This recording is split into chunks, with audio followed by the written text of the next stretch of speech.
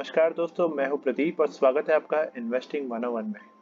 दोस्तों, हम सब ने इस बारे में सुना है कि फाइनेंशियल प्लानिंग बहुत ही ज़रूरी है और हमें अपने फाइनेंस की प्लानिंग करनी चाहिए। लेकिन आखिर हम वो प्लानिंग कैसे करें और अच्छे से अच्छे तरीके से कैसे कस्टमाइज़ करें? क्योंकि बहुत सारे टूल्स मार्केट में अवेलेबल है, जिसके बेसिस पे आप अपने फाइनेंसेस प्लान कर सकते हैं।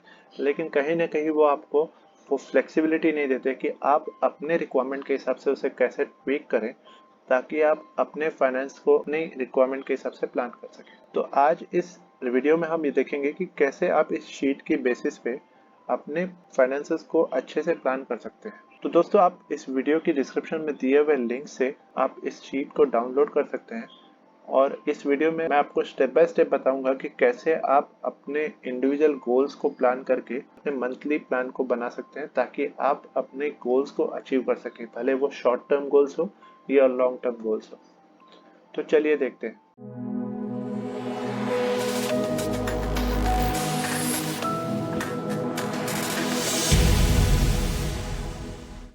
तो दोस्तों, सबसे पहले हम बात करेंगे एसेट एलोकेशन की।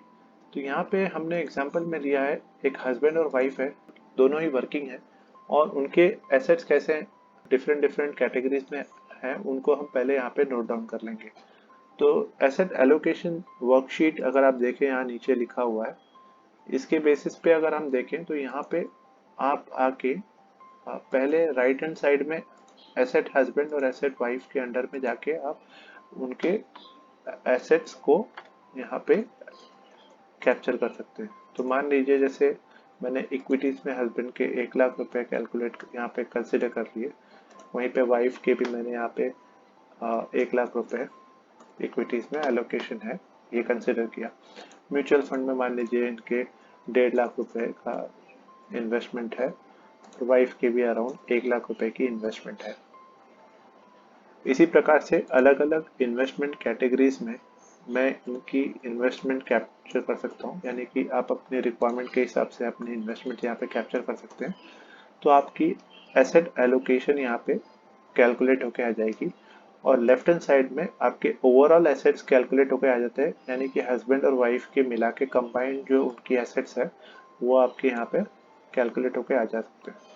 इसके बाद हम लाइबिलिटी साइड पे देखें तो हस्बैंड के अगर कोई होम लोन चल रही है, तो मान लीजिए उन्होंने 20 लाख रुपए का लोन लिया हुआ है, तो वो 20 लाख रुपए में यहाँ पे कंसिडर कर लूंगा। अगर कार लोन 5 लाख रुपए का चल रहा है तो वो 5 लाख भी यहाँ पे कंसिडर कर लेते हैं। तो इस हिसाब से उनकी जो लाइबिलिटीज है हम यहाँ पे कैप्चर कर सकते हैं। तो यहाँ पे हमने एसेट एलोकेशन देख लिया। अभी इसकी इम्पोर्टेंस क्या है कि अगर कोई कैटेगरी में आप ओवरवेट है, जैसे कि यहाँ पे हम देख रहे हैं कि इनकी ईपीएफ और पीपीएफ की एसेट एलोकेशन 35% है, जबकि इनकी इक्विटीज और म्यूचुअल फंड की एलोकेशन से 13% की है। तो यहाँ पे ये ट्वीक कर सकते हैं और अपने एसेट एलोकेशन को रीऑर्गेनाइज कर सकते हैं अकॉर्डिंगली, ताकि वो इसको और ज़्यादा बैलेंस बना सके। तो ये तो हुई बात एसेट एलोकेशन की। अब चलिए करते हैं बात गोल्स की। इसके रिलेटेड इंडिविजुअल गोल्स की वीडियो मैंने ऑलरेडी शेयर की हुई है, अगर आपने वो नहीं देखी है तो आप प्लीज़ इसे ज़रूर देखिए। लेकिन हमें यहाँ पे एक बात करते हैं गोल की। मान लीजिए उनको 10 सालों में एक घर लेना है, जिसकी कीमत आज की डेट में 50 लाख रुपए है। तो उन्होंने अगर ऐसे किसी इंस्ट्रूमेंट में इन्वेस्टमेंट किया है जहां उन्हें 12% की रिटर्न मिलेगी, तो 50 लाख की घर की कीमत, जो कि 10 साल बाद बढ़ के 89,50,000 के आसपास हो जाएगी, उसे अचीव करने के लिए अगर उनकी करंट सेविंग 8 लाख रुपए है, तो उन्हें हर महीने 27,000 रुपए सेव करने की ज़रूरत पड़ेगी, जिसके बेसिस पे वो इस गोल को अचीव कर पाएंगे। इसी तरह यहाँ पे कार के गोल की प्लानिंग वो कर सकते हैं। रिटायरमेंट की प्लानिंग, जैसे कि अगर हस्बैंड वाइफ की एज 25 साल है और उनके रिटायरमेंट एज में अभी 35 साल बचे हुए हैं और रिटायरमेंट के बाद वो 85 ईयर्स की लाइफ एक्सपेक्टेंसी, यानी कि 25 साल के रिटायरमेंट लाइफ एक्सपेक्ट करते हैं, तो यहाँ पे हमने 6% का इन्फ्लेशन रेट कंसिडर कर किया अगर, तो आज की अगर उनकी मंथली एक्सपेंसेस 30,000 रुपए की है, तो रिटायरमेंट के बाद इसी एक्सपेंस को कैरी करने के लिए उन्हें 2,30,000 रुपए की ज़रूरत पड़ेगी, क्योंकि 6% की महंगाई की दर से 35 साल बाद इस 30,000 की वैल्यू बढ़ के 2,30,000 हो जाएगी। तो उन्हें हर महीने 2,30,500 रुपए की ज़रूरत पड़ेगी। तो अगर उनके इन्वेस्टमेंट में जो रेट ऑफ रिटर्न मिल रहा है वो 7% का मिल रहा है, और अगर उनकी 2 लाख रुपए की करंट सेविंग है जो उन्होंने रिटायरमेंट के लिए रखी हुई है, तो उन्हें रिटायरमेंट कॉर्पस की ज़रूरत कितनी पड़ेगी? वो पड़ेगी लगभग 3,57,88,000 रुपए की। तो ऐसे में उन्हें हर महीने 18,500 रुपए की सेविंग करनी पड़ेगी, जिसके बेसिस पे वो अपने रिटायरमेंट के गोल को पा सकेंगे। उसी तरह अगर उनको बच्चों की हायर स्टडीज़ की प्लानिंग करनी है या किड्स की मैरिज की प्लान करनी है, तो वो यहाँ पे वो कैप्चर करके उन्होंने वो प्लान कैप्चर कर लिया। तो आपने यहाँ पे अपने गोल्स की प्लानिंग कर ली। उसके बाद अगर आप समरी शीट पे जाएं, तो ये सारे कॉर्पस की रिक्वायरमेंट ऑटो पॉपुलेट होकर आ जाएगी और आपको यहाँ देखने लगेगा कि उनको कितनी रिक्वायरमेंट है, और यहाँ पे टाइम पीरियड भी आ जाएगा कि उन्हें कितने टाइम में वो गोल्स मीट करने हैं। ऐसे में उनकी मंथली आउटगोइंग क्या होगी वो भी यहाँ पे कैप्चर होके आ जाती है। तो अब उन्हें रिक्वायरमेंट तो मिल गई कि उन्हें हर महीने उस पर्टिकुलर गोल को अचीव करने के लिए कितने रुपए की रिक्वायरमेंट है। अब यहाँ फाइनेंशियल प्लानिंग समरी में उन्हें प्लान करना है कि वो इस मंथली आउटगोइंग को किस इन्वेस्टमेंट कंपोनेंट में कैसे कैसे इन्वेस्ट करेंगे ताकि वो इस गोल को पा सके। तो यहाँ पे जैसे कंसिडर किया कि रिटायरमेंट की प्लानिंग के लिए हस्बैंड ने पीएफ और वाइफ ने भी पीएफ में कुछ पैसे उनके मंथली जा रहे हैं। सिमिलरली उन्होंने पीपीएफ में भी कुछ पैसे यहाँ पे डाले हैं, तो उनके 19,000 रुपए की आउटगोइंग है हर महीने, जो कि रिटायरमेंट की रिक्वायरमेंट 18,500 को इजीली मीट कर लेती। यानी कि उनकी जो कंट्रीब्यूशन है 19,000 रुपए की, वो इजीली उनकी रिटायरमेंट कॉर्पस की रिक्वायरमेंट को मीट कर जाएगी। अगर हम बात करें चाइल्ड के स्टडी प्रोविजन की, यानी कि ग्रेजुएशन तक की जो स्टडी रिक्वायरमेंट है, जो ईयरली एक्सपेंस होते हैं, यहाँ पे हमने कंसिडर किया 50,000 रुपए की, तो उन्हें हर महीने 4,000 की ज़रूरत है, जो कि वो अपने मंथली अकाउंट में से दे सकते हैं।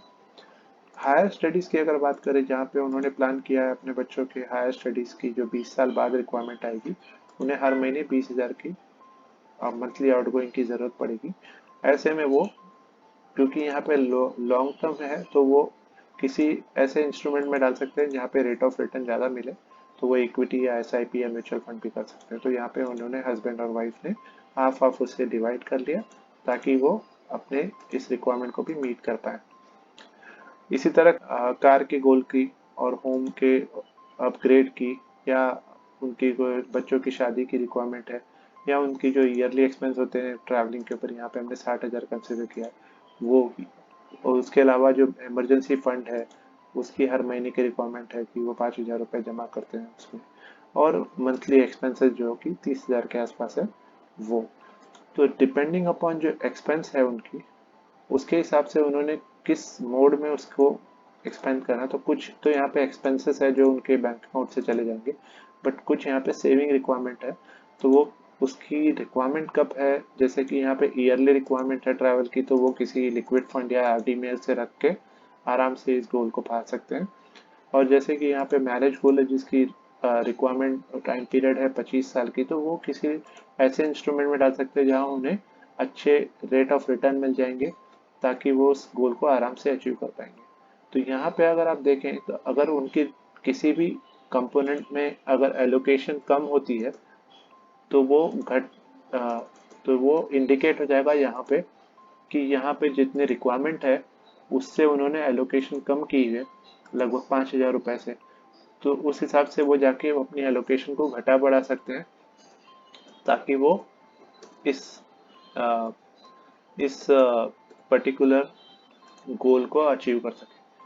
अब अगर ये टोटल रिक्वायरमेंट को हम नीचे जाके देखें, तो उन्हें हर महीने 1,30,000 रुपए की प्रोविजन करने की ज़रूरत है। तो इस प्रोविजन को अगर हम देखें, अगर मान लीजिए यहाँ पे वाइफ की करंट इनकम 75,000 है और हस्बैंड की भी करंट इनकम 85,000 है, यानी कि उनकी टोटल इनकम बढ़ के यहाँ पे आती है 1,60,000, और उनकी टोटल आउटगोइंग मंथली जो आती है वो आती है 1,30,852 रुपए, यानी कि उनका जो बैलेंस है वो 29,000 बचता है। यानी कि वो इजीली इस प्लान को एग्जीक्यूट करके अपने इस गोल को अचीव कर सकते हैं। अगर वो किसी गोल में ऐसा होता है कि उनकी जो आउटगोइंग है वो उनकी इनकम से ज़्यादा हो रही है, तो ऐसे में उस गोल को वो ट्वीक कर सकते हैं, यानी कि वो अपने टर्म को बढ़ा सकते हैं, या फिर अपने गोल की अमाउंट को कम कर सकते हैं, ताकि उस अपनी मंथली आउटगोइंग को वो रिड्यूस कर सके और अपने उस गोल को फिर आराम से अचीव कर सकें। तो इस तरह से हम अपने फाइनेंशियल प्लान को बना सकते हैं दोस्तों। और इस फाइनेंशियल प्लान में यहाँ पे हमने जो नाम कंसिडर किए हैं हस्बैंड और वाइफ के, जो भी कंट्रीब्यूशन होगा उसको ये कैलकुलेट ऑटोमेटिकली करके यहाँ पे उनके अगेंस्ट में वो दे देता है। तो उसके लिए हमें करना ये होता है कि यहाँ पे जो नाम आएगा, मान लीजिए मैंने यहाँ पे वाइफ का नाम दे दिया नेहा और प्रतीक, तो उनके नाम यहाँ पे अपने आप पॉपुलेट हो जाएंगे और नीचे भी उनके नाम यहाँ पे आ जाएंगे, ताकि वो आपके कस्टमाइज्ड प्लान बन जाएंगे। तो इस तरह से आप अपने इस फाइनेंशियल प्लान को कस्टमाइज कर सकते हैं और अपने नीड्स के हिसाब से इन्हें ट्विक भी कर सकते हैं। जो इन्वेस्टमेंट कंपोनेंट है अपने नीड्स के हिसाब से आप वहाँ पे डाल सकते हैं। और अगर किसी प्लान में आपकी रिक्वायरमेंट नहीं है, लेट्स से आप बोलते हो कि मुझे कार नहीं लेना, ये मेरा गोल नहीं है, तो वो अपने आप ज़ीरो कर सकते हैं, ताकि आपकी यहाँ पे कार की रिक्वायरमेंट घट के ज़ीरो हो जाएगी। तो उस हिसाब से आप अपनी एलोकेशन भी ज़ीरो कर सकते हैं। तो वो अपने आप अपनी प्लानिंग आपकी चेंज हो जाएगी, तो आपको वो गोल करने की ज़रूरत नहीं। तो जैसा कि मैंने बताया, ये शीट आपको इस वीडियो के डिस्क्रिप्शन में दी हुई लिंक में मिल जाएगी, जहाँ से आप इसे डाउनलोड करके यूज़ कर सकते हैं। इस वीडियो में इतना ही दोस्तों। उम्मीद करता हूँ आपको ये वीडियो पसंद आया, और अगर पसंद आया तो प्लीज़ इस वीडियो को ज़रूर शेयर कीजिए, ताकि ज़्यादा से ज़्यादा लोग इसका लाभ ले सके। मिलता हूँ अगले वीडियो में दोस्तों। जय हिंद।